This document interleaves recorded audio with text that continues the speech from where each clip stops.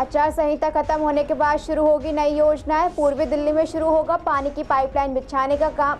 गलियों के निर्माण पर खर्च होंगे 2.5 करोड़।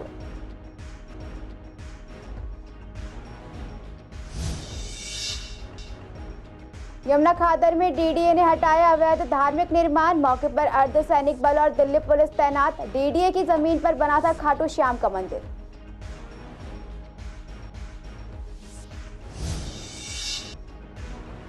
सरकारी अस्पतालों की पार्किंग सुरक्षा ठप। बिना चेकिंग के पार्क होती है गाड़ियां। सिक्योरिटी गार्ड की मौजूदगी में गाड़ियां हो रही हैं चोरी।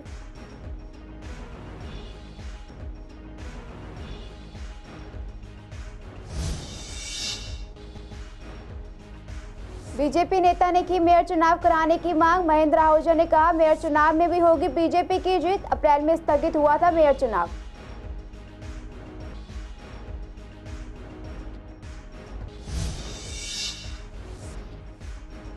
श्रेयाई सेंटर में ट्रेनिंग सेशन का आयोजन। कर्मचारियों को दी गई आपदा से निपटने की ट्रेनिंग। फॉर्म फायर एक्सटिंग्विशर के बारे में दी जानकारी।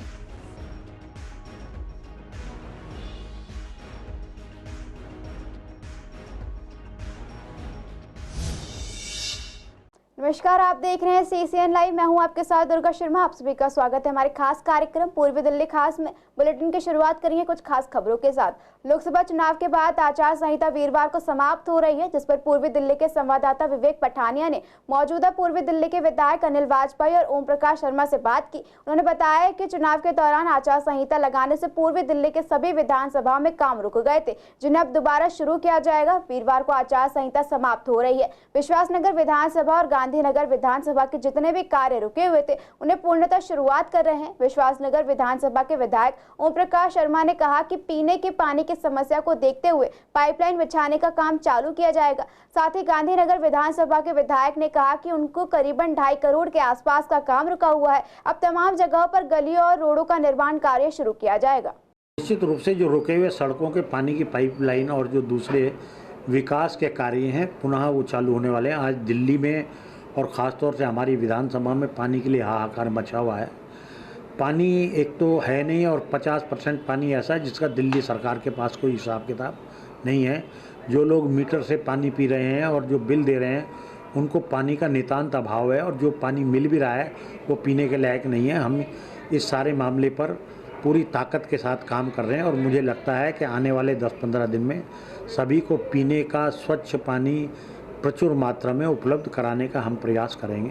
नहीं, एक तो हमारा सबसे पहले आचार संहिता की वजह से करीब 3.5 करोड़ रुपए के काम हमारे रुके हुए थे, जो हमने यूडी में पेपर जमा करा दिए थे, जिसके अंदर हमारी मुल्तानी मोहल्ले की गलियां हैं, अजीत नगर की गलियां हैं, धर्मपुरे का कुछ काम है, चंदरपुरी का काम है और सुनहरी मस्जिद का काम है। गली number east old Seelampur 4 number का काम है और इस तरीके से करीब 3.5 करोड़ रुपए के काम जो रुके हुए थे हमारे, जो शुरू हो रहे हैं। रघुपुरा नंबर 2 गली नंबर 4 का काम था और उसके बाद 2 करोड़ 30 लाख रुपए की लागत से सीलमपुर गांव का रिनोवेशन सड़कों का वो सारा काम था जो विलेज बोर्ड से है। और मैं समझता हूँ इसके अलावा और भी काम जो है फ्लड डिपार्टमेंट के रुके हुए थे, तो वो सारे काम अब कल से शुरू हो जाएंगे। शाहदरा जिले के गांधीनगर स्थित पुस्ता रोड ठोकर नंबर 18 यमुना नदी के पास अवैध रूप से बने खाटू श्याम के मंदिर को डीडीए और दिल्ली पुलिस की टीम ने हटा दिया है। इस दौरान दिल्ली पुलिस के अलावा अर्धसैनिक बल के जवान भी तैनात रहे। बताया जा रहा है कि यहाँ पहले भी इसी स्थान पर मंदिर बनाया गया था, जिसे हटाया गया था, जिसके बाद अब दोबारा से इसी जगह पर मंदिर का निर्माण किया गया, जिसे अब हटा दिया गया है। बता दें मंदिर का निर्माण डीडीए की जमीन पर अवैध तरीके से किया गया था। अवैध तरीके से बने धार्मिक स्थल पर जब कार्रवाई की गई तो यहाँ किसी भी प्रकार का कोई विवाद नहीं हुआ। हालांकि प्रशासन की तरफ से सुरक्षा के पुख्ता इंतजाम किए गए थे। पूर्वी दिल्ली में चोरी के मामलों में लगातार इजाफा हो रहा है। अब चोरों के निशानों पर पूर्वी दिल्ली के सरकारी अस्पताल हैं। यहां पर 1 जनवरी 2023 से लेकर 12 मई 2024 के बीच 348 गाड़ियां चोरी हो चुकी हैं। इसका खुलासा आरटीआई के जरिए हुआ। ये अस्पताल सुरक्षा इंतजामों की पोल भी खोल रहे हैं, जबकि सरकारी अस्पतालों में हर साल सुरक्षा के नाम पर लाखों रुपए खर्च किए जा रहे हैं। इसी को लेकर हमने पूर्वी दिल्ली के अलग अलग सरकारी अस्पताल, जिसमें जीटीबी, स्वामी दयानंद अस्पताल, हेडगेवार अस्पताल और Rajiv Gandhi super specialist hospital का जायजा लिया। यमुना पार्क के सबसे बड़े हॉस्पिटल जीटीबी अस्पताल की बात करें तो यहाँ कई लोग बिना आरसी के भी अपनी गाड़ी अस्पताल में पार्क कर रहे हैं। बता दें, यहाँ पार्किंग में 2 गार्ड मौजूद हैं जो लोगों के एंट्री रजिस्टर में करते हैं। बावजूद इसके जीटीबी अस्पताल में आरटीआई के मुताबिक 48 वाहन चोरी हुए हैं। यहाँ वाहन चोरी की संख्या सबसे ज्यादा है। बात अगर Rajiv Gandhi super specialist hospital की करें तो यहाँ लोगों को पार्किंग के लिए कोई दिक्कत नहीं होती है, लेकिन यहाँ गार्ड सिर्फ गेट पर खड़े होते हैं। पार्किंग के लिए कोई रोक नहीं है, यहाँ कोई भी अपनी गाड़ी पार्क कर सकता है। ऐसा ही कुछ हाल स्वामी दयानंद अस्पताल और हेडगेवार अस्पताल का भी है, जहाँ लोग अपनी गाड़ी लेकर आते हैं और बिना चेकिंग के पार्क करने के बाद बिना चेकिंग के अस्पताल से अपनी गाड़ी वापस लेकर चले जाते हैं। अस्पताल में गार्ड सिर्फ एंट्री और एग्जिट गेट पर ही खड़े रहते हैं। यहाँ पार्किंग के लिए कोई भी सिक्योरिटी नहीं है। दिल्ली में बीते अप्रैल में मेयर के चुनाव होने वाले थे, लेकिन बाद में मेयर चुनाव को स्थगित कर दिया गया।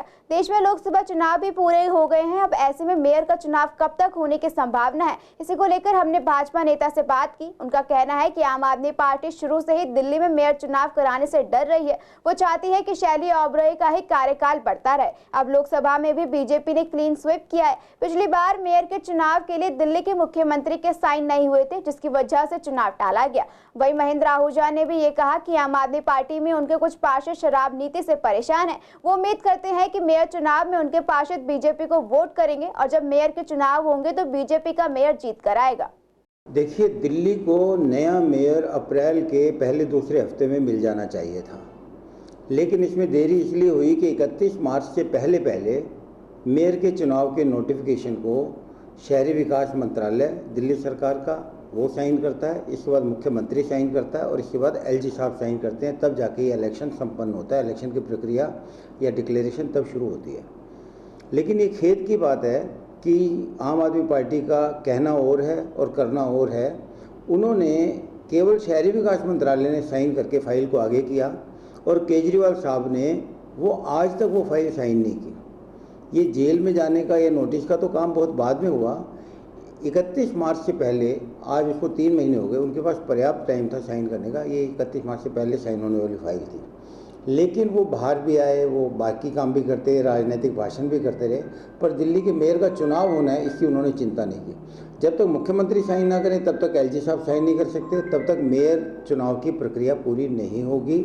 और दिल्ली को नया मेयर ना मिलने के पीछे लालच ही है कि वो अपने मेयर को कंटिन्यू करना चाहते हैं। आप सबको पता है कि दिल्ली के मेयर का जो चुनाव है वो अप्रैल में होता है, और क्योंकि तीसरा कार्यकाल होने की वजह से ये तीसरे कार्यकाल में एक दलित भाई को मेयर बनने का मौका मिलना चाहिए।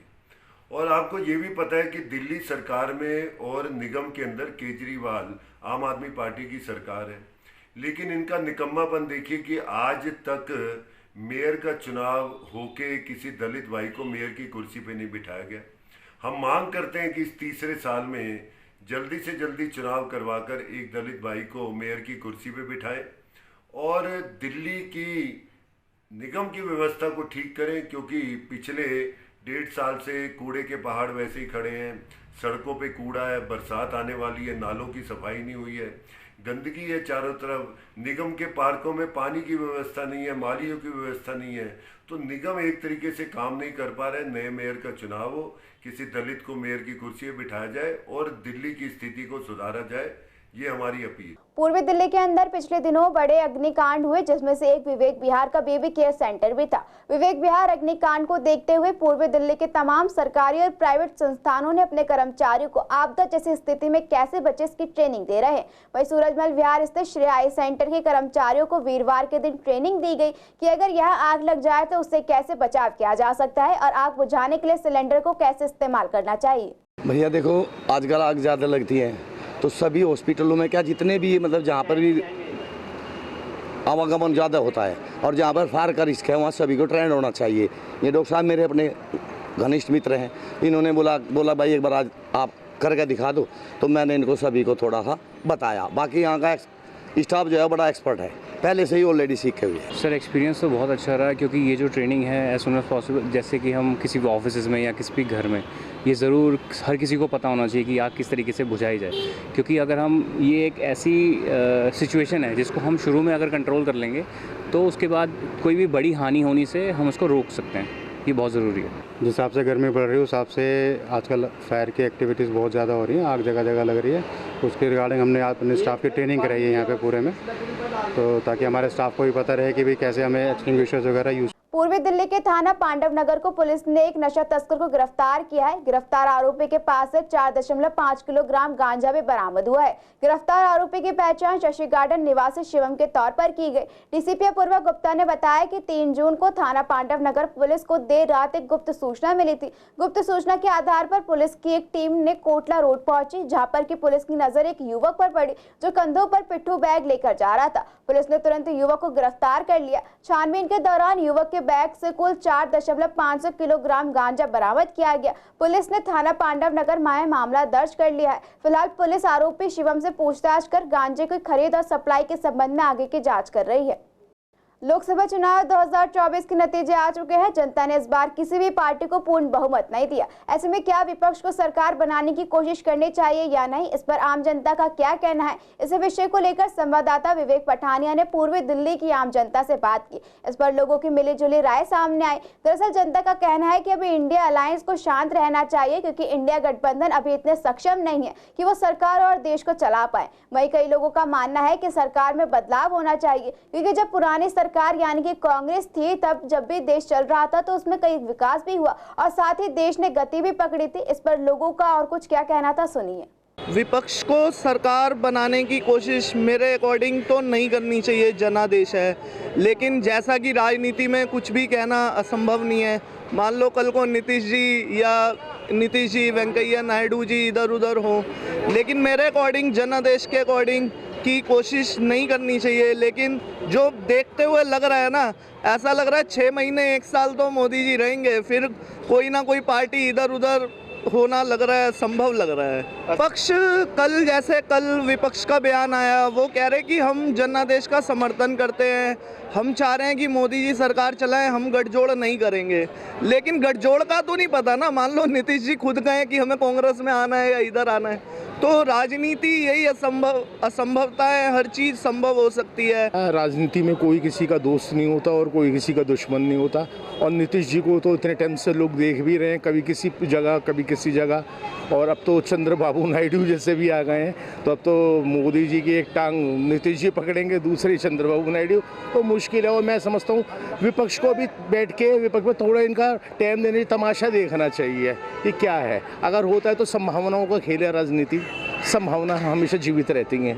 विपक्ष को अभी थोड़ा वेट करना चाहिए, क्योंकि ये तो बात 100% तय है कि ये टूटना है। क्योंकि पलटू राम है ही, वर्ल्ड फेमस हैं वो। चंद्रबाबू नायडू को मोदी जी ने और हमारे होम मिनिस्टर गृह मंत्री जो हैं अमित शाह जी ने जो बोला था, वो इस पीछे भी उनकी रिकॉर्ड है, सब लोग देख रहे हैं। तो मुझे नहीं लगता कि ये चल पाएगा। तो इसलिए विपक्ष को तो थोड़ा सा वेट करना चाहिए। जो कुछ है वो दूध का धुला सब आ जाएगा सामने थोड़े दिनों में। देखिए, कोशिश तो दोनों ही करेंगे, विपक्ष भी करेगा और मोदी जी भी करेंगे। लेकिन इसमें क्या है, जिसको जितना जहाँ से फ़ायदा मिलेगा वो बंदा वहीं जाएगा। क्योंकि राजनीति ही ये है कि कोई पद जहाँ जिसको दिया जाएगा वो उसकी तरफ ही जाएगा, आगे भविष्य में यही होना है। तो वो लालची है ना, वो लालच जो मैंने अभी कहा था कि कोई पद देंगे तो उनका मकसद वही है। वो बोलेंगे या तो मुझे प्रधानमंत्री बना दो, प्रधानमंत्री नहीं बना दो तो मुझे फिर कुछ और बना दो, गृह मंत्री बना दो। तो कोई ना कोई पद वो ऐसा लेके रहेंगे कि जिसका लाभ उनको मिलेगा जरूर। मैं तो भाई कांग्रेस जो सरकार आनी चाहिए, सब जो जितने भी गरीब आदमी है, नौकरी नाकरी सब ठप हुई पड़ी है, किसी गरीब के बच्चों को नौकरी नाकरी मिले, हम तो ये चाहते हैं। कोशिश करनी हाँ, सरकार दूसरी बदलनी चाहिए, कांग्रेस आनी चाहिए। देख सकते हैं कि जो पूर्वी दिल्ली की जनता है उनकी राय मिली जुली देखने को मिल रही है। कहीं ना कहीं पूर्वी दिल्ली की जनता ये कह रही है कि विपक्ष को अभी थम जाना चाहिए, भी उनका समय नहीं आया है। लेकिन फिर भी कहीं ना कहीं जो गठबंधन जिनके साथ होने होना है वो कहीं ना कहीं लालच में है। पूर्वी दिल्ली की जनता कह रही है कि जहाँ से उनको फ़ायदा मिलेगा वो वहीं जाएंगे और सरकार बनाने में उनकी मदद कर देंगे। वीडियो जर्नलिस्ट अतुल भारद्वाज के साथ विवेक पठानिया, CCN दिल्ली। शादरा जिले की एंटी नारकोटिक्स टास्क फोर्स ने अवैध शराब तस्करी के खिलाफ कार्रवाई करते हुए एक अवैध शराब की तस्करी करने वाले आरोपी को एक लग्जरी कार के साथ गिरफ्तार किया है। गिरफ्तार आरोपी की पहचान भजनपुरा निवासी आकाश के तौर पर की गई। पुलिस ने आरोपी के पास से एक कार और 1950 क्वार्टर अवैध शराब बरामद की है। मिली जानकारी के मुताबिक तस्कर कार के बोनट में शराब की बोतल छिपाकर तस्करी कर रहा था। डीसीपी सुरेंद्र चौधरी ने बताया कि आरोपी आकाश हरियाणा से दिल्ली शराब में तस्करी करता था। आरोपी के खिलाफ FIR दर्ज कर ली गई है। पूर्वी दिल्ली के ज्वाला नगर इलाके से दिन दहाड़े एक घर से चोरी का मामला सामने आया है। आपको बता दें, चोर ने घर से पानी की मोटर और ग्रिल की चोरी की थी। मिली जानकारी के मुताबिक स्थानीय लोगों ने चोर को पकड़कर पुलिस के हवाले कर दिया है। बता दें, पूरी वारदात CCTV कैमरे में भी कैद हो चुकी है। पुलिस ने चोर के पास से चोरी का सामान बरामद कर लिया है। फिलहाल आरोपी से पूछताछ की जा रही है और मामले के आगे की जाँच की जा रही है। क्या हुआ तो मेरी यहाँ पे मतलब मैं ऊपर था, मैं ऊपर था, टंकी लगवा रहा था, तो नीचे मैं 7 बजे जब उतर के आया, जब देखा मोटर नहीं है, ठीक है, तो मुझे नहीं पता लगा। फिर मैंने देखा कैमरा खुलवा के सामने वाला, उसमें मुझे नज़र आया भाई ग्रिल ले गया स्टील की और ये मोटर ले गया। 2 और 4 के बीच में ये मुझे 7 बजे जब मैं ऊपर से आया, मैंने जब पानी वालों से पूछे, मैंने कहा भाई पानी की मोटर लगा दे भाई, और मुझे पानी की मोटर नहीं नज़र आई। तब मैंने अंदाज़ा लगाया भाई चोरी हो गई भाई। हम पापा और मैं ऊपर काम करवा रहे थे प्लम्बर का, और यहाँ पे ये भाई साहब आए, इधर उधर देखा, कमरे के अंदर घुसे, ऊपर गए, पहले तो ग्रिल निकाली कैमरे के हिसाब से जैसे दिख रहा है, ऊपर से ग्रिल निकाली, पानी की मोटर उठाई, भाई साहब टप में हाथ पैर धो के और निकल गए अपनी देख के। एक था ये इसे मैंने पकड़ लिया, अभी घर से बाहर निकला, इंक्वायरी कर ली इसकी, मैंने इसे पकड़ के मैंने ले आया यहाँ पे। पुलिस को सूचना कर दी, कंप्लेंट लिखवा दी, पर अभी पुलिस का भी कोई अता पता नहीं। सर माहौल ठीक है, मगर ये चोरियां अभी फर्स्ट टाइम हुई है, पहले नहीं हुई थी। इससे पहले चोरी एक आध बार मोटर किसी की पिछले साल की बात है तब ले गए थे। अब तो ये फर्स्ट टाइम है कि एक बार में मोटर भी ले गए हैं और इनकी ग्रिल वगैरह कंस्ट्रक्शन का काम चल रहा था तो वो भी उठाकर लेकर चला। तमाम जो है यहाँ पर जांच की जा रही है और CCTV कैमरे में भी कैद हो गया। फिलहाल पुलिस ने इस आरोपी को भी गिरफ्तार कर लिया। वीडियो जर्नलिस्ट महेंद्र बोरा के साथ Mohit Sharma, CCN live Delhi. Delhi police की AATS टीम ने 2 कुख्यात चोरों को गिरफ्तार किया है। पकड़े गए दोनों आरोपी सक्रिय अपराधी हैं। मिली जानकारी के मुताबिक पुलिस की गिरफ्त में आए दोनों अपराधी एक्टिव क्रिमिनल भी हैं। गिरफ्तार आरोपियों की पहचान अमित कुमार और विशाल गुप्ता के तौर पर की गई। आरोपियों के पास से TSR के साथ साथ 3 2-पहिया वाहन और चोरी का एक मोबाइल फोन भी बरामद किया गया है। दोनों आरोपी करावल नगर के रहने वाले हैं। पूछताछ के दौरान खुलासा हुआ कि आरोपी ऑटो रिक्शा भी चुरा चुके हैं। पुलिस अब इन चोरों से चोरी के मामलों के बारे में पूछताछ कर रही है। बता दें, आरोपियों के खिलाफ अलग अलग थानों में FIR भी दर्ज है। फिलहाल पूर्वी दिल्ली खास में इतना ही। खबरों के लिए बने रहिए CCN लाइव के साथ।